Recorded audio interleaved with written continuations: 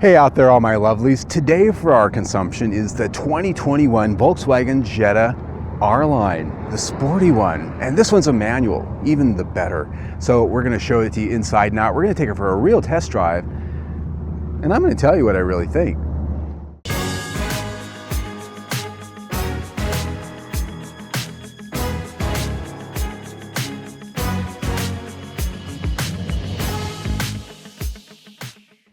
All right, my dear friends, before we get out on the test drive, let's talk about what we've got.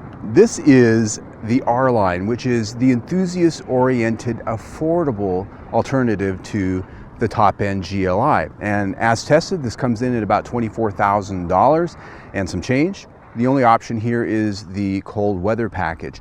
Beautiful tornado red. And so what does the R-Line give you? Well, for the most part here, we have a lot of appearance items that set it apart from the others. Up front at the grille, a beautiful grille, sort of a modern design for Volkswagen, R-Line logo on the front. This does have standard LED headlights, LED daytime running lights, and down in the lower fascia you'll also see fog lights, but these are halogen. Coming around the corner, I think some pretty good looking 17-inch alloy wheels. These are not black, which is my favorite thing about these wheels. They are a nice, tasteful charcoal color. I call them brake dust. They hide it quite well. And the rubber on this, pretty good rubber as well. Other R-Line details you see here are the black mirror caps and the R-Line logos on the fenders. Coming down the side, one of the things you can really see with the sculpting on this car is this nice shadow line, especially in the way this shot is set up. That does a lot to make this car look less bulky. It really sort of streamlines the look and makes it look a little bit more modern. More modern also is the roofline, which is a bit more of a fastback than previous Jetta generations. This has a window behind the second door, which elongates the cabin, and into the rear deck you can see a decktail spoilers molded into the steel and gives that entire rear flank sort of a cantilever look, which ties into those nicely designed LED taillights. Down in the lower fascia, not one of my favorite features. The fake exhaust tips that Volkswagen really loves these days. If you can see, they don't really connect to anything. There's exhaust pipes that dump out below the bumper, and those things are really just sort of dollar store decorations like you might get for your 4th of July party. I don't want to belabor it, but they're not my favorite thing in the world. If you watch my videos, you know this, and I'll leave it at that. The interior of the Jetta is a place that I feel very comfortable and very much at home, having owned quite a few Volkswagens myself, and actually I'm a current owner of a Volkswagen. But I'm not going to sit here and tell you these are the best interiors in the world. Volkswagen is known for a very down-to-business type of design format. Some would call it austere, and this is no different than past Volkswagens. What we have here is a vehicle that was designed to sell around $20,000 base price, and so yes, there are hard plastics pretty much everywhere you look, though they have added some soft touch materials on the major touch points so that it doesn't completely feel like a hard basic bin to be in. The trim in here is a piano black with sort of a patterned plastic that looks like aluminum. I will complain a little bit about the piano black because at least here in Arizona it always looks dusty, always. Even after you wipe it off like I've done, there's still particles of dust that I can see just out of static electricity. But when it's clean, it does look pretty nice. In the R-Line, this interior trim starts with the seats, which is VTEX, which is vinyl, a nice two-tone pattern. I can tell you that these seats are actually quite comfortable, very supportive for a non-sport seat like you might find in the GLI. They are manually adjustable. The driver does have a height adjustment, the passenger does not. Nonetheless, you can find a nice spot to be comfortable all day in these seats. I'm pretty impressed with that. The one thing I would complain about is the VTEX. Now, I've owned a Volkswagen with VTEX, and it's a nice material. It's some of the nicest vinyl you'll find, but vinyl it is, and in the summer days like right now here in Phoenix where it's 105 degrees outside, I'm sticking to them. I'm stuck to them right now. Because this has the cold weather package, I have heated seats in the front and in the back, as well as a heated steering wheel. The instrument cluster ahead of me is pretty basic, 2-dial setup with dials inset in the large and a center screen.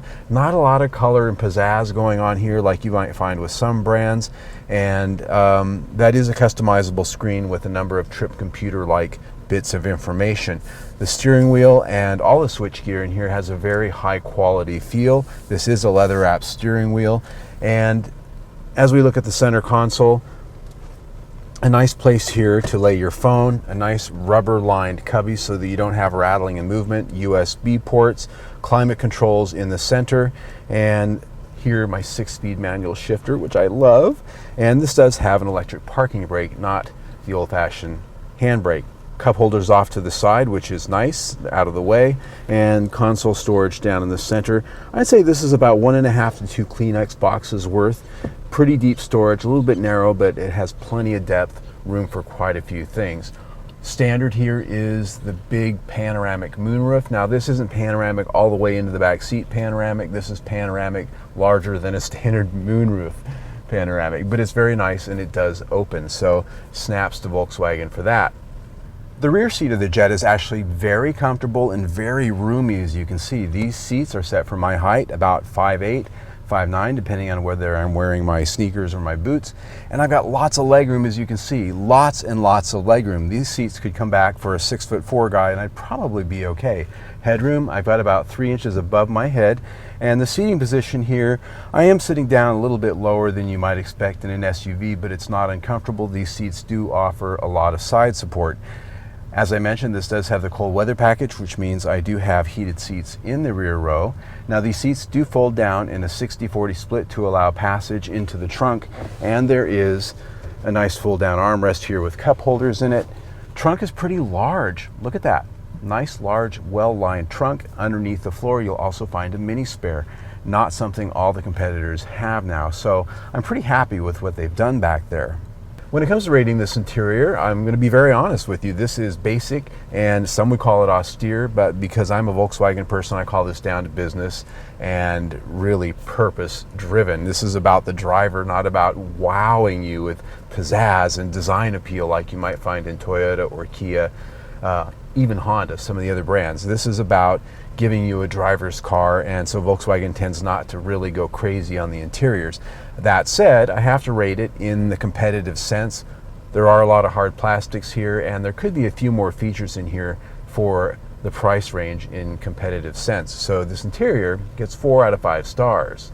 The infotainment system here is really more what I would call a radio. This is a basic system, not a lot of color going on with the touchscreen. In fact, we've got AM, FM, Bluetooth compatibility, and not a lot else. There is a backup camera, and of course there is the App Connect services that you can get through VW and their audio systems.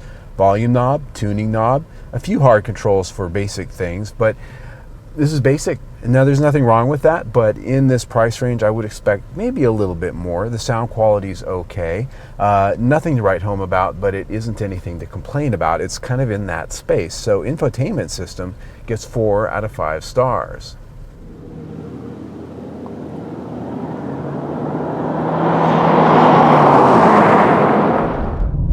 All right, my lovelies, let's take this thing for a drive. And the first thing we always talk about is what's under the hood. Here we have the standard 1.4 liter turbocharged 4-cylinder engine that comes in all Jettas, and it's rated at 147 horsepower, 184 pound-feet of torque. Now, I will point out that's quite a bit less than the old 1.8 liter turbo that used to be sort of the standard in this car some time back, but I'm glad to say that here they've given us the manual transmission. Now, it is available in a manual or an automatic, 8-speed automatic transmission, but I gotta tell you folks, this is the transmission to have for a number of reasons, and we'll get to that in a moment. But first, the question I always like to ask is, how does it go? So we'll come to a complete stop here. Now, for the purposes of this, I do have traction control off, and I'm gonna rev this up to about 2,500 RPM. And off we go. Woo. And 60. And of course I hit the rev limiter.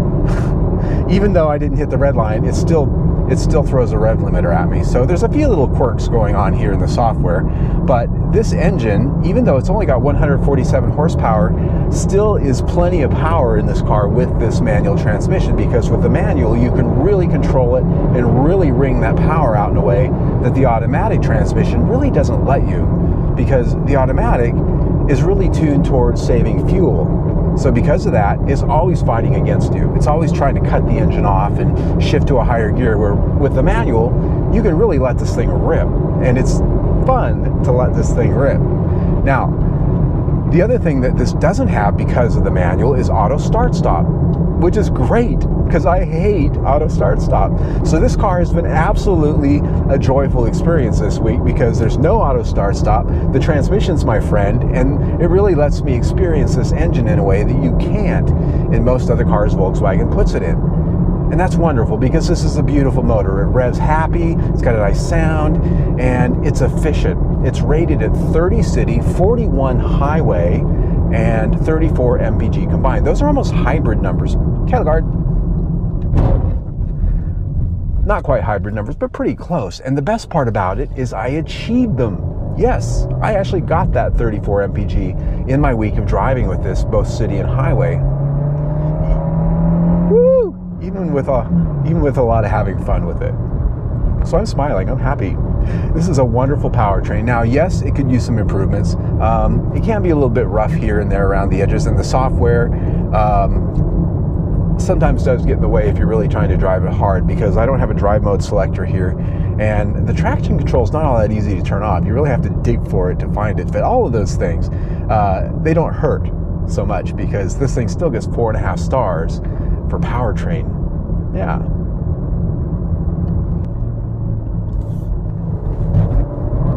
Whee! Cattle guard. Oh, my friends.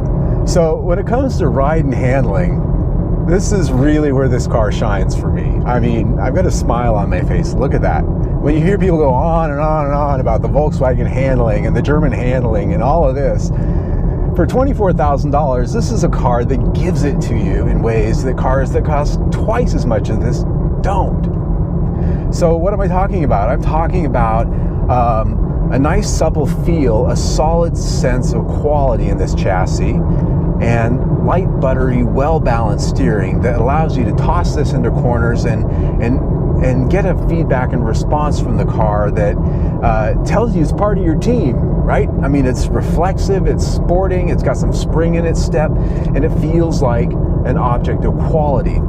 This chassis is unflappable, almost, right? Over bumps, speed bumps, in and out of curves on this pavement, which is normally noisy. This is a nice quality feel in its overall ride. And the steering, as I mentioned, has such a nice balance and precision to it. Whew, you can just fold this thing into a corner. And that's amazing when you consider the fact that this isn't even the fully outfitted GLI that really has the nice suspension on it. This still has McPherson struts up front and a twist beam rear axle, not even the multi-link, but Volkswagen's good at doing a twist beam rear axle. So there's that. So I'm very happy with this chassis. It puts a smile on my face because it's a sense of quality, a sense of precision, and just a sense of enjoyment that you get out of this thing that cars I've driven that cost $100,000 don't even offer up. It's like they don't get it. They don't get what really makes a car drive nicely, and Volkswagen does. And I'm so glad about that. So this chassis gets 5 out of 5 stars. All right, my friends, as you can tell, I'm pretty impressed with this car, and if you're a driving enthusiast, you probably would be too. This is fun to drive, it's affordable, it's well built. These are all the hallmarks of a car that an enthusiast driver really appreciates, at least this one. So when we talk about value, these are things that play into that. And looking at the price, $24,000 is tested. I think that's a great value given the equipment that's here. If you want more creature comforts inside, maybe more tech stuff with the audio system, you go to the SEL or maybe down to the SE. This is a different balance of things there. Everything that's here in the R-Line is really geared toward the person who loves to drive, especially with this manual transmission. And that's the transmission you've got to have. Don't get the automatic, just skip it. Just don't do that. So when I look at the price here, I also look at warranty coverage. This has a 4-year, 50,000 mile bumper to bumper and a 7-year, 100,000 mile powertrain warranty. That's almost up there with Hyundai and Kia as far as being at the top of the rung in warranty coverage. Very good. So I put value here at 4.5 out of 5 stars. Very good. When you put that in with everything else we've already talked about, we're in at 4.5 stars out of 5 for the total review. Very well played, Volkswagen. In fact, I like this car so much that it would be on my I'd buy it list, not now, but it would be if not for these exhaust things. I couldn't do it. I'm sorry, I couldn't. I'd be at the parts counter immediately going, do you have a Valence that doesn't have those things in it?